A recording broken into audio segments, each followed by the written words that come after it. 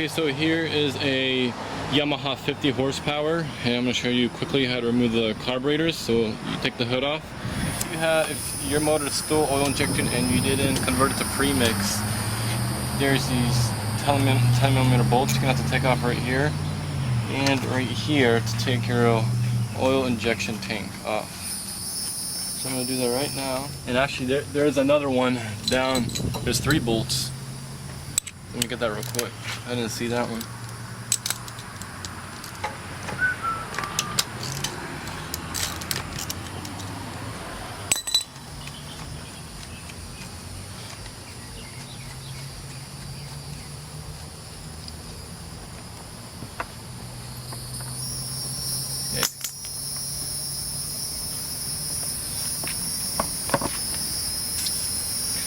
Okay, and now we're exposed to the lines to the carburetor. The easy trick, if you never took these carburetors off, or if they have never been off, the easy trick is to grab on the hose and wiggle it like this, so it loosens up. Then once you see it spinning, just get a grip of it at the end a little bit, and you're gonna pull and twist, just like that. You gotta give it a lot of muscle. So we're gonna be removing the airbox. You either have a flathead or a Phillips screwdriver. There's 4 of these bolts.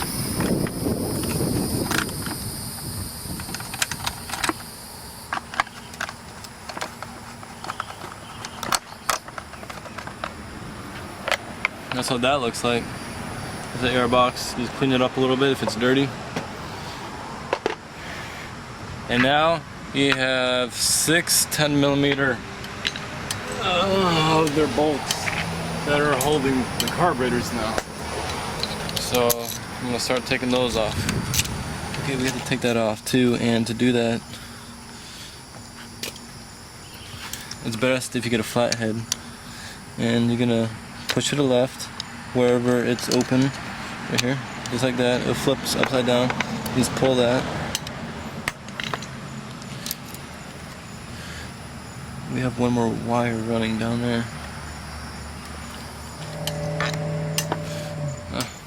We have a vacuum hose. Okay.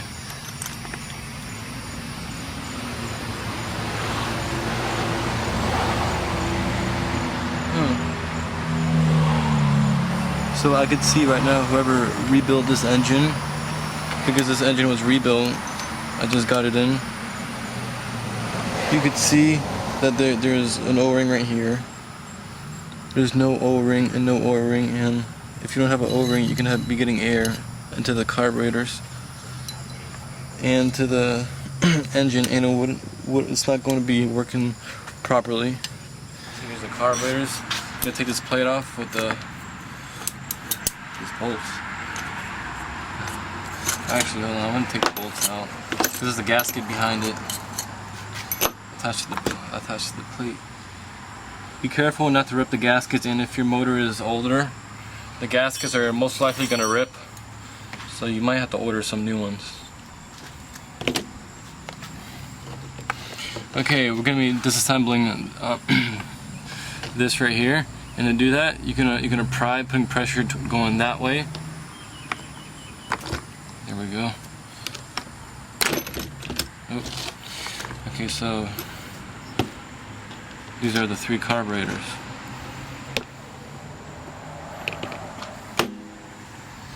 Let's take these off. It might be a little struggle, but you want to make sure you get the right flips to get it, because these are I had these motors a long time, and if you don't put a lot of pressure on it like I'm doing right now, like you can see I'm putting my face on it too, put a lot of pressure, you could strip these you could strip them screws out.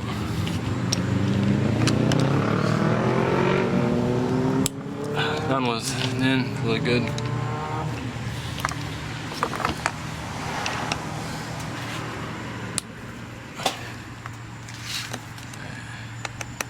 We're gonna take this off real quick.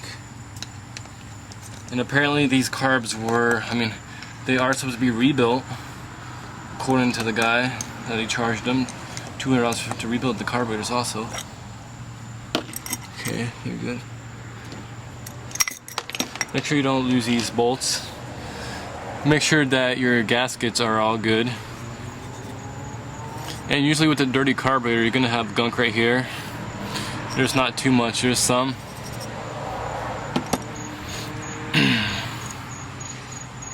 It doesn't look bad. Alright. Okay, so this is a little rubber grommet thing. Just wiggle it out, back and forth, and pull up, and that will come out. That'll expose that. And inside, there's a small flathead screwdriver, so you're gonna have to get one. This is for your jets, to get to them. Make sure you have the appropriate flathead.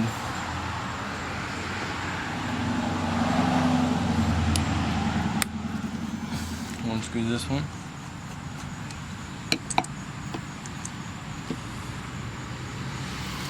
And I'm gonna get my flathead to take the other one out.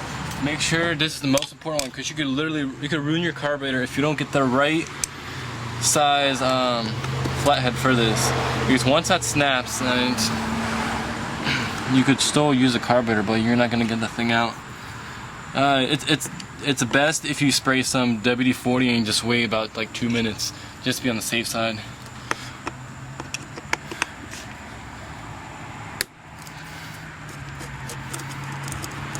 But I know this carburetor has been taken apart not too long ago, so it wasn't a hassle to get out.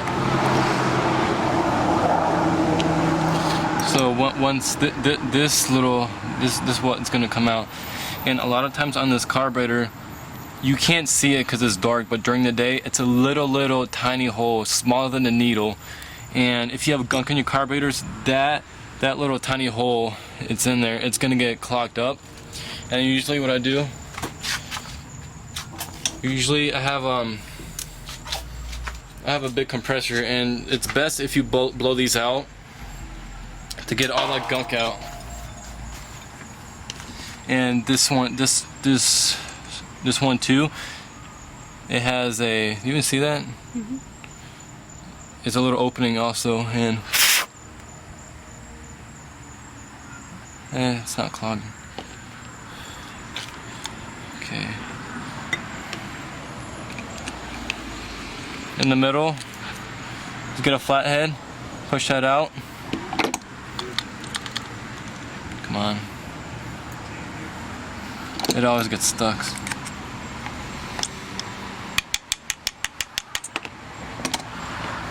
Also clean this right here too. It's a big opening, these don't clog. The thing that really clogs that makes your motor runs like crap is this right here. It always gets clogged. The hole is so tiny, a speck of dirt, a little bit of dirt will make your motor not run right. Then sometimes on your motors, not sure what it's called, but it activates the float. Works off of it and allows how much gas enters the carburetor. So we're going to screw this, make sure you get a good grip and a flat surface. You still see good? And now your float will come out.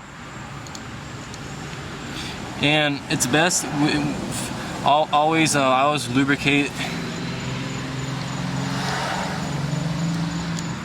what this runs on here, because a lot of times if you didn't use your motor, let it sit, your float will get stuck, and it could be in the open position or the closed position.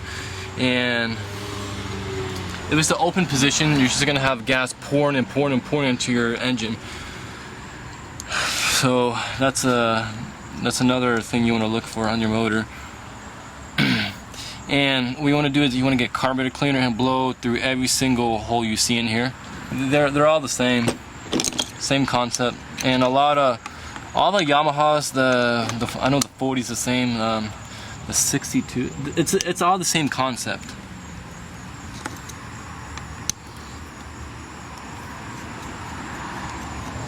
So we're gonna check out the top.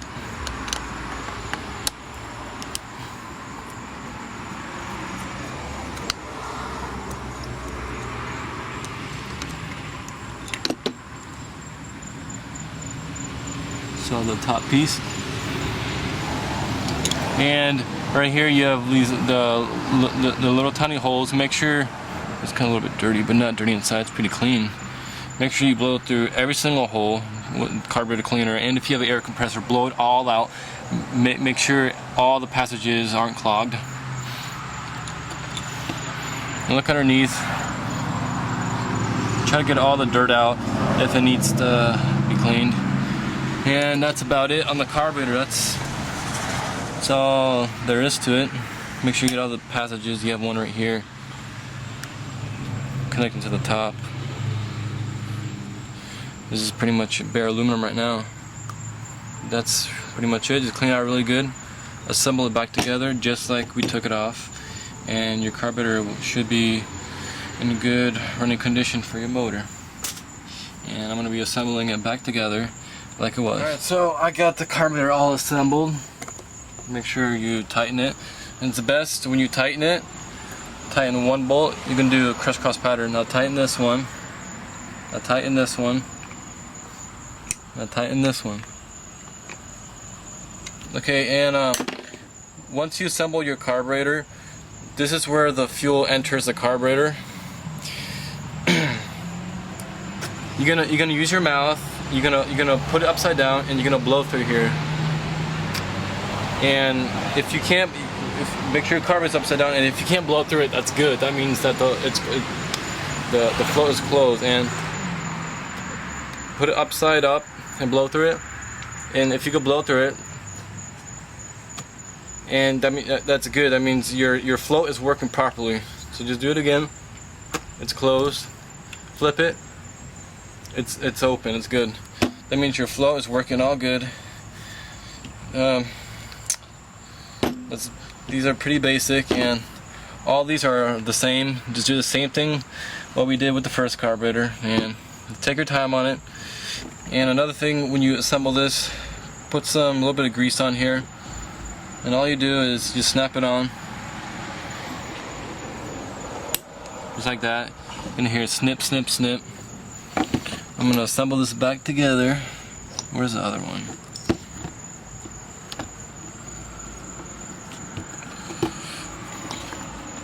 Oops, it goes the other way. Okay, snip this one. Snip this one. Just like that. And then you're just going to reinstall and make sure all your gaskets, the O-rings, you have them and they're not cracked or anything. And that's pretty much it. Just do reverse of what we did. And that's it.